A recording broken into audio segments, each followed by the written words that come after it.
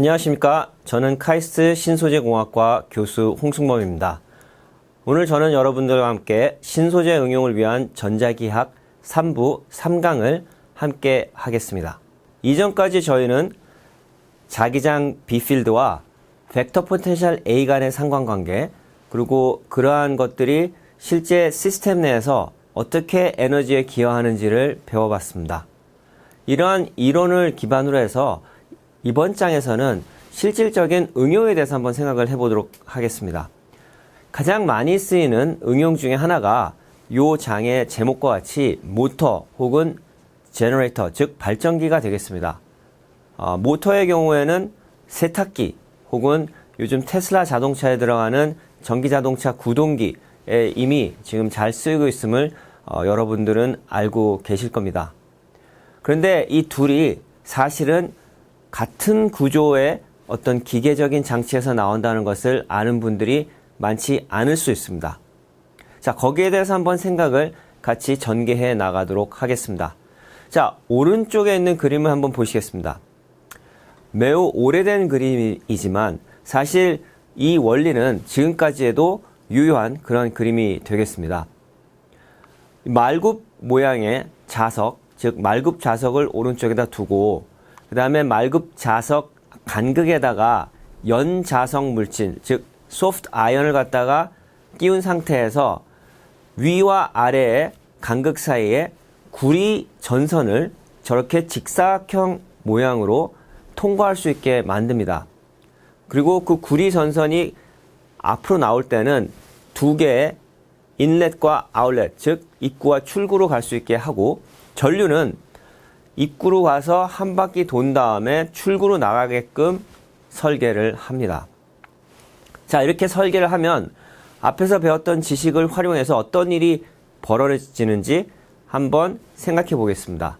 자, 우선 안으로 들어온 전류가 위층으로 가서 지금 보시면 오른쪽에서 왼쪽으로 지나가고 있죠.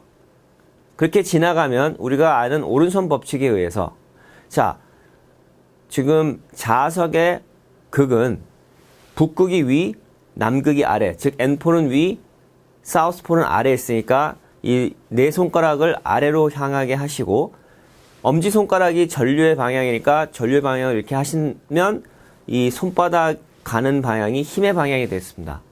그렇게 생각을 하면 저 빨간색 방향으로 저 윗전선이 힘을 받는다라는 것을 이해할 수가 있고요. 자, 저 바깥쪽으로 도는 전류는 자기장과 직접적인 상호작용이 없으니까 무시해도 되고요. 다시 안쪽으로 돌아오는 경로를 보시면 아래쪽에 왼쪽에서 오른쪽으로 플러스 I가 흐르고 있음을 볼 수 있습니다. 다시 오른손 법칙을 이용해서 엄지 방향을 전류로 한 다음에, 자, 자석이 마찬가지로 위가 북극, 아래가 남극이니까 내 손가락은 자속의 방향으로 해주면, 자, 그러면 손바닥은 반대 방향으로 감을 알 수가 있습니다. 따라서 빨간색 화살표로 같은 크기 그러나 반대 방향의 힘이 작용하고 있음을 알 수 있죠. 만약에 저 두 개의 작용하는 힘점이 같았다면 합력이 0이기 때문에 아무 일이 없었을 겁니다. 하지만 지금 작용하는 힘점이 다르기 때문에 비록 크기는 같지만 토크가 걸려서 회전력이 발생함을 알 수가 있습니다. 저렇게 회전력이 발생을 하면 이 구리 직사각형 코일은 돌아가게 되겠죠. 네, 이것이 모터의 원리입니다. 어떻게 더 돌아가냐고요? 네, 위에 있는 전선이 아래로 가면 위에 있었을 때는 왼쪽으로 힘을 받았던 게 아래로 가면서 오른쪽으로 힘을 받게 되고, 아래에 있던 전선이 위로 가면 오른쪽으로 힘을 받았던 게 왼쪽으로 갔기 때문에 계속 순차적으로 돌아가는 그런 회전력을 가할 수가 있는 거죠. 이걸 발견한 옛 과학자들은 그 흥분을 감출 수가 없었습니다. 아, 내가 정기적인 효과와 자기적인 효과를 이용해서 기계적인 장치를 만들 수 있겠구나. 이것이 바로 여러분들이 현대사회에서 세탁기에 드럼을 돌릴 때 그 돌리게 하는 기본 장치가 되겠습니다. 그런데 그렇게 큰 장치뿐만 아니라 계측기에도 이 원리가 사용되었음을 우리는 알 수가 있는데, 다음 장에서 갈바노메타에 대해서 한번 공부해 보도록 하겠습니다.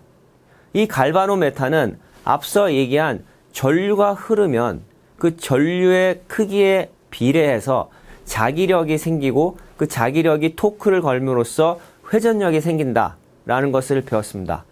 그렇다고 한다면 우리가 기계적으로 태엽과 자기력이 평형을 이룰 수 있게 만든다고 하면 그러면 자기력과 태엽, 즉 용수철이 평형을 이루는 점에서 이 구리선의 변이가 결정됨을 알 수가 있습니다. 그 구리선의 변이가 결국은 얼마나 많은 전류가 구리선을 통해서 흐르는지 알게 해주는 거죠.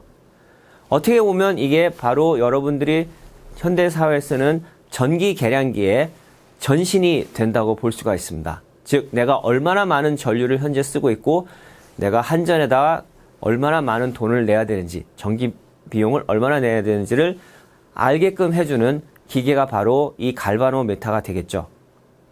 그래서 앞서서 우리가 배웠던 자기장 그리고 자기장으로 인해서 생기는 그 자기력 그리고 자기력이 어떻게 토크를 발생시키고 그 토크를 우리가 용수철이나 태엽과 같은 기계적인 장치로 보상을 해주면 즉 평형을 이루게 해주면 그거로 인해서 얼마만큼의 전류가 흐르는지를 계측할 수 있는 계측기도 만들 수 있다는 것을 여러분들은 이 장에서 배운 겁니다. 자, 그러면 계측기에 이어서 앞에 제가 언급했던 모터에 대해서 한번 다시 생각해 보겠습니다. 박물관에 가보면 왼쪽 그림과 같은 굉장히 오래된 모터가 있습니다. 보시겠지만 주위에 지금 구리선이 어떤 직사각형의 루프를 이루고 있고 아래는 또 코일, 솔레노이드 코일 형태의 또 전자석이 있음을 알 수가 있습니다. 그래서 두 개의 전자석이 서로 상호작용함으로써 회전력을 일으키게 할 수 있다는 것을 여러분들은 짐작할 수 있을 것이고요. 오른쪽에는 위키피디아에서 따온 그런 그림이 되겠습니다. 현대 모터도 사실 우리 장난감 안에 가는 모터도 크게 따지고 보면 말굽자석과 같이 북극과 남극, 즉 N폴과 S폴이 고정되어 있고 그 고정된 자속 시스템 내에서 코일이 돌아갈 수 있는 그런 형태로 되어 있음을 알 수가 있습니다. 또한 입구와 출구가 같은 위치에 있게 하기 위해서 저기 보시는 바와 같이 구리판이 반으로 나눠져 있고 회전할 때마다 왼쪽으로 간 구리판이 반드시 입구가 되고 오른쪽에 있는 구리판이 출구가 될 수 있게끔 설계가 되어 있음도 알 수가 있습니다.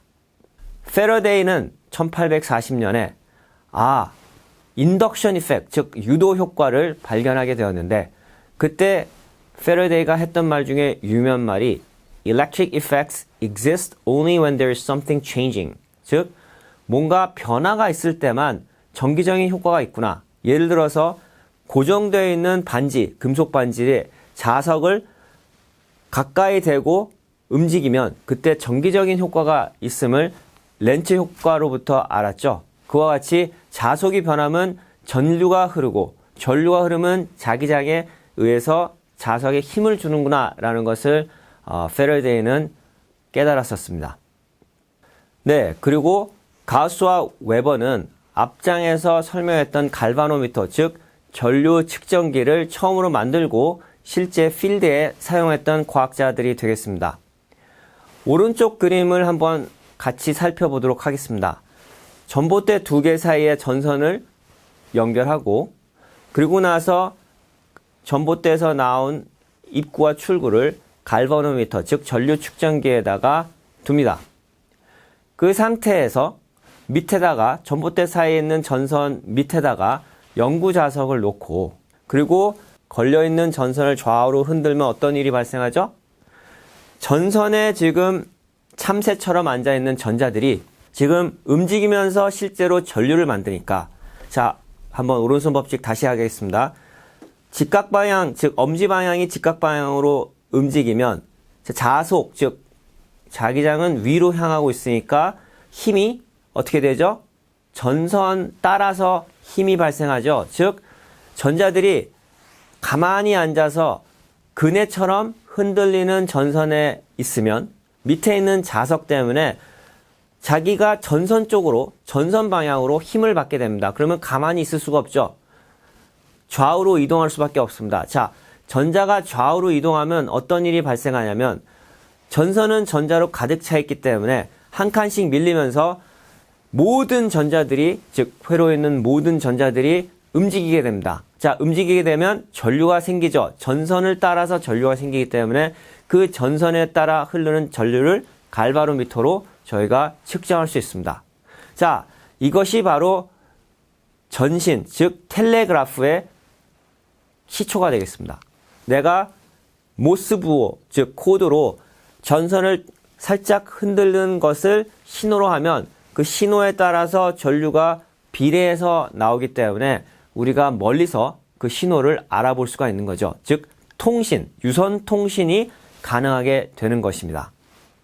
자, 그러면 이 통신 시스템에 있어서 몇 가지 고찰할 사항을 같이 다루도록 하겠습니다. 먼저 우리가 상대성 이론을 굉장히 많이 다뤘습니다. 이 상대성 이론에 의해서 한번 또 생각을 해보죠. 내가 전선을 움직인다. 그 자석은 가만히 있고 전선을 움직인다. 라는 것은 전선은 가만히 있고 자석을 움직인다와 같은 말이 되겠죠. 그래서 우리가 통신을 할 때 전봇대 사이에 있는 전선을 흔드는 방법보다는 전봇대 아래에 있는 자석을 흔드는 것이 훨씬 더 쉽고 유용할 것입니다. 그래서 사람들은 자석을 움직여서 전류를 흐르게끔 해서 전류 양으로부터 신호를 받을 수가 있던 거죠. 그런데 여기서 잠깐 생각을 해보겠습니다. 참새처럼 앉아있는 전선 위에 참새처럼 앉아있는 전자들이 좌우로 흔들리는 것이 아니라 가만히 있는 상태에서 자석만 흔들리면 전자 입장에서는 전류가 흐르지 않기 때문에 오른손 법칙을 더 이상 쓸 수가 없습니다. 그렇죠. 오른손 법칙을 못 쓴다는 것은 이 오른손 법칙에 의해서 설명되는 힘, 즉 전선을 따라서 흐르는 힘을 설명할 수 없는 거죠. 그럼 이런 경우에는 이 상황을 어떻게 설명할 수 있을까요? 바로 이것이 패러데이가 고민했었고 이 문제를 고민해서 풀었던 것이 유도 효과가 되겠습니다. 그리고 사실은 저희가 맨 앞장에서, 즉 1부에서 한번 다룬 적이 있었죠. 답부터 말씀드리면, 네, 맞습니다. 이 전선을 이루는 이 클로즈 룹 안에 자속의 양이 변하기 때문에, 즉 B 필드가 시간에 따라서 변하면 전기장에 회전이 생기죠. 회전이 생기기 때문에 전류와 흐름을 맥스웰의 방정식을 통해서 우리가 알 수 있지만 그때 당시는 이런 것이 새로운 지식이 되었었습니다. 자, 그럼 여기서 잠깐 자석의 등가 회로에 대해서 공부를 하는 시간을 갖겠습니다. 왼쪽 그림 먼저 보시죠. 영구자석, 즉 N폴과 S폴, 북극과 남극으로 이루어진 이 영구자석은 우리가 배운 것처럼 솔레노이드로 등가화시킬 수 있습니다. 즉 영구자석에서 나오는 자기장의 모양을 우리는 전자석에서 나오는 자기장의 모양으로 바꿀 수 있다는 얘기죠. 그런데 어떠한 특징들을 우리가 잡아서 등가화시킬 수 있는지 한번 두 개의 경우를 따지면서 생각해 보도록 하겠습니다. 먼저 영구자석이 움직일 때 좌우로 움직이는 효과는 실제로 전자석이 좌우로 움직이는 효과가 같습니다. 그래서 위에 있는 등가는 생각하기가 상당히 쉬울 겁니다. 자, 아래에서 자기 모먼트가 커지는 것, 즉 영구자석의 자력이 더 커지는 것은 우리가 어떤 식으로 등가화를 할 수 있냐면 같은 전자석 내에 전류량을 더 크게 하는 것, 이렇게 등가화 시킬 수가 있습니다. 그래서 이 그림을 여러분들이 잘 이해하시고 또 머릿속에 담아두시길 바라겠습니다. 예, 그러면 앞장에서 배웠던 기본 지식을 기반으로 이번 장에서는 Electromotive Force, 줄여서 EMF에 대해서 공부해 보도록 하겠습니다. 자, 우리말로 하면 전기동력 정도가 될 것 같고요. 이 Electromotive Force를 생각할 때 오른쪽 그림, 즉 두 개의 전자석, 하나는 사실 싱글 코일이기 때문에 단일 룹이기 때문에 굉장히 단순한 회로가 되겠고 오른쪽은 우리가 자석으로 등가화할 수 있다는 솔레노이드 코일이 되겠습니다. 자, 렌츠의 효과를 생각해 보면 반지, 즉 저와 같은 도체의 회로가 있었을 때 자석이 가까이 오거나 멀어졌을 때 그 안에 있는 자속의 변화로 인해서 전류가 흐름을 저희가 알았었죠. 근데 실제로 이렇게 움직여서 생기는 효과를 우리가 또 다르게 생각할 수 있는 것은 전류를 바꿈으로써, 전류의 크기를 바꿈으로써 자력의 크기를 바꾸고 자력의 크기를 바꿈으로써 자속을 바꿀 수 있는 그런 방법도 있음을 여러분들이 알 수가 있습니다. 그렇게 해서 궁극적으로 지금 갈바노미터, 즉 전류 측정계가 달려있는 회로 내에 흐르는 전류의 크기를 우리가 조절할 수 있는 거죠. 그런데 이 전류의 크기는 실제로 저 룹 안에 있는 전자들이 느끼는 힘, 즉 전선을 따라서 너 가 하라고 밀어주는 힘에 비례해서 전류가 흐를 겁니다. 그 밀어주는 힘이 바로 EMF, 즉 전기 동력이 되겠습니다. 이 전기 동력을 조금 더 수식적으로 표현한다면 저 전선에 있는 전자들이 느끼는 힘을 전선을 따라서 적분한 값이 되겠습니다. 그 전선에 따라서 느끼는 힘을 적분한 값이 바로 단위 전하당 느끼는 힘이 될 것이고 그 단위 전하당 느끼는 힘이 바로 EMF가 되겠습니다. 그래서 패러데이는 이 정기적인 효과와 자기적인 효과를 완벽하게 이해하는 사람이 되었죠. 아까 전선의 비유에서처럼 가만히 있는 전선 밑에서 자석을 움직였을 때 어째서 전류가 흐를까? 우리가 가만히 있는 자석 밑에서 전선을 움직였을 때는 로렌츠 힘으로 금방 우리가 이해를 했는데 전선이 가만히 있는 상태에서 자석이 움직이는 경우 상대성 이론으로 따지면 사실 같은 상황인데 로렌츠 힘으로 우리가 설명을 못하고 전기 동력, 즉 EMF로 설명을 해야 됨을 깨달았던 것이죠.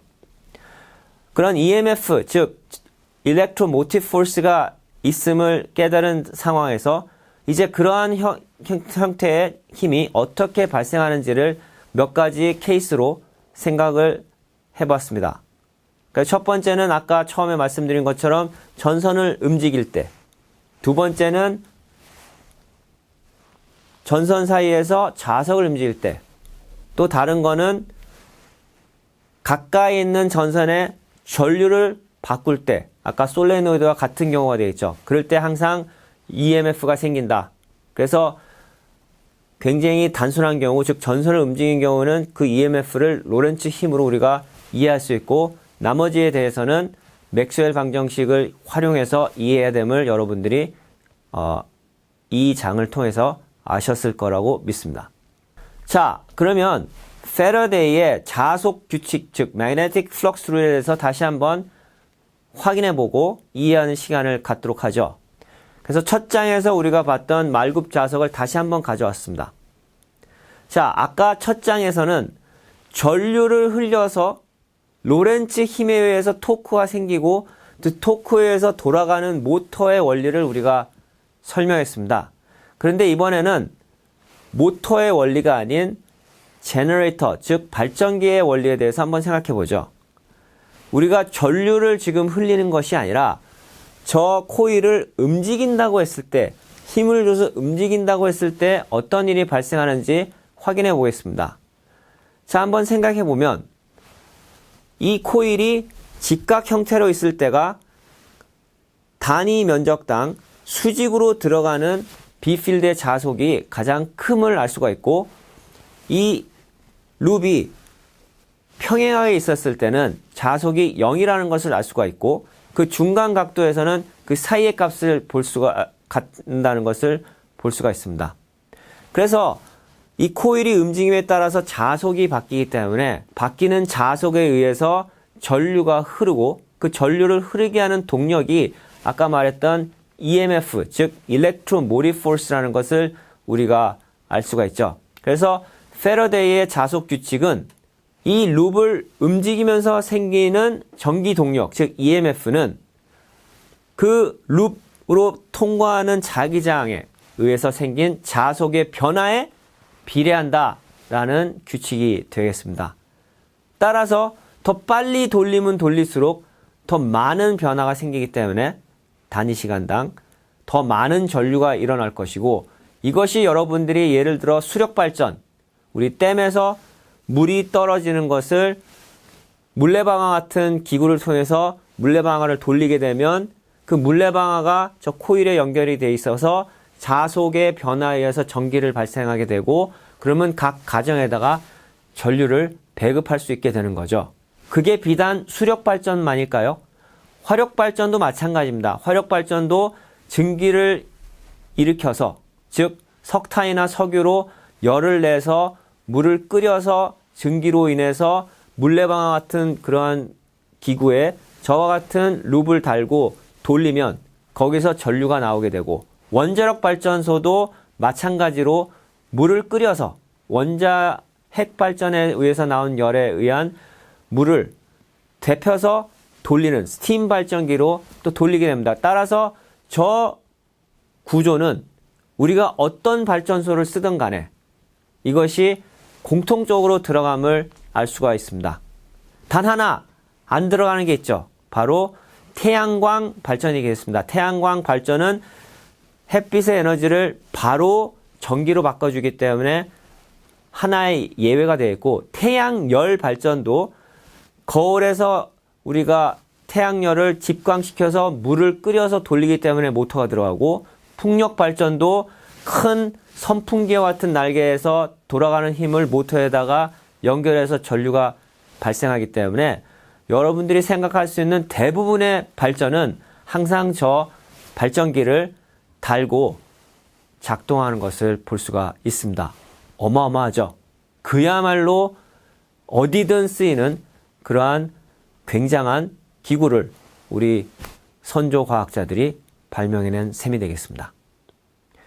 그뿐입니까? 이 장에서 볼 수 있듯이 장난감에도 굉장히 많이 쓰임을 볼 수가 있는데, 왼쪽 그림에서 보이는 장난감은 사실 저희 아이들이 굉장히 즐겨했던 레이싱카 장난감이 되겠습니다. 저 빨간색으로 보이는 이 손잡이 안에 모터가 있고, 그 손잡이를 사람이 돌리면 모터가 돌면서 전기가 흐르고, 그 전기가 흐르면 저 레일에 깔려있는 전선에 우리가 전류가 흐르기 때문에 자동차가 정기적인 접촉을 해서 그 전류를 받아서 안에 있는 모터를 돌려 자동차가 움직이게 됩니다. 범퍼카도 마찬가지 원리로 천장과 아래 바닥에 전류가 흐를 수 있게 해서 범퍼카에는 모터가 돌아갈 수 있게 하는 그런 예가 되겠습니다. 자, 그러면 모터와 발전기 응용뿐만 아니라 이제 새로운 정보통신기구로서 어떻게 이 원리가 적용됐는지 한번 생각을 해보겠습니다. 전화를 발명한 사람이 누구죠? 혹시 기억하시나요? 네, 맞습니다. 바로 벨이죠. 벨. 예, 전화벨이 울리네 하고 거의 비슷합니다.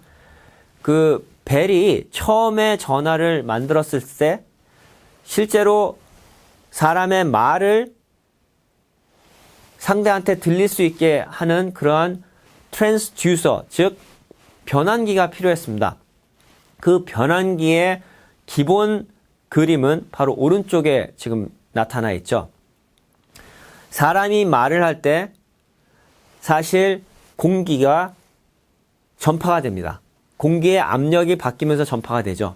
그거를 음압, 즉 사운드 프레셔라고 합니다. 그 음압의 저기 위에 있는 굉장히 얇은 아이언 디스크, 즉 철 멤브레인을 흔들어주면 그 흔들어주면서 우리가 밑에 있는 카파 코일의 자속을 바꿀 수가 있죠.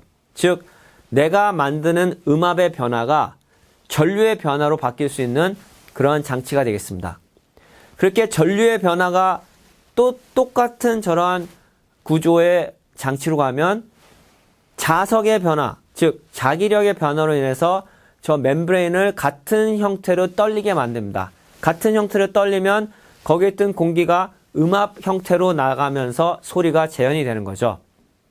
이게 사실 저희가 어렸을 때 갖고 놀았던 종이컵에 선을 이어서 우리가 말을 하면 종이컵 멤브레인이 떨면서 선을 따라 우리가 전달되는 압력파가 다시 끝단에 컵에 있는 멤브레인을 흔들면서 다시 소리로 재현되는 것과 같은 원리가 되겠습니다. 그래서 우리가 멀리 있는 사람끼리 서로 말을 주고받고 할 수 있는 거죠. 그래서 그 원리를 우리가 다시 한번 생각해 보면 그 코일 안에 있는 룹 사이에서 생기는 자속의 변화가 다시 전류의 변화로 나오는 거다 이렇게 생각하시면 되겠고, 이걸 다른 말로 하면 바로 electrical representation of sound, 즉 소리를 전기로 표현한 것이다 이렇게 이해하시면 되겠습니다. 그래서 알렉산더 그라함 벨이 실제로 처음에 특허화했고 실제 실용화했던 전기 전화기 그리고 수화기에 대한 그림을 보여주는 장이 되겠습니다.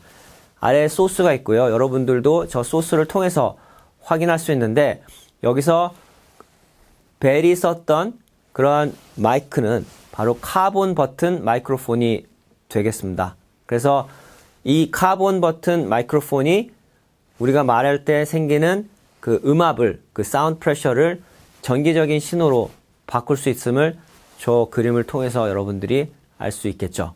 지금까지 경청해 주신 여러분께 다시 한번 감사의 말씀 드립니다.